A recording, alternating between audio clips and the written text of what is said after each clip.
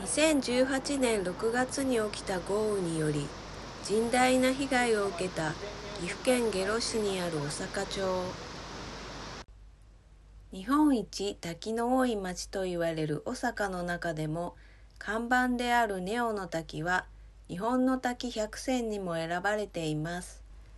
2018年の水害により滝への遊歩道に続く大きな吊り橋が流され、遊歩道は閉ざされてしまいました。今回は昔からお世話になっている地元のガイドさんに沢登りで案内してもらいました。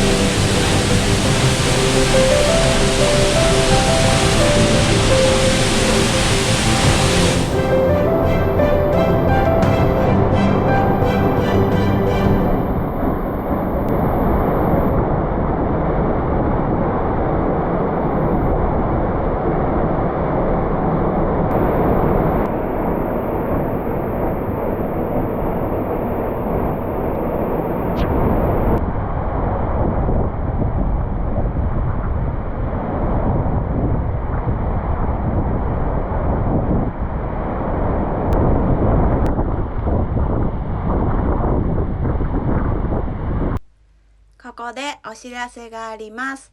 現在、根尾の滝では復興プロジェクトを開催中です。クラウドファンディングは10月10日までなので、急げー！詳しくは根尾の滝復興プロジェクトで検索してみてね。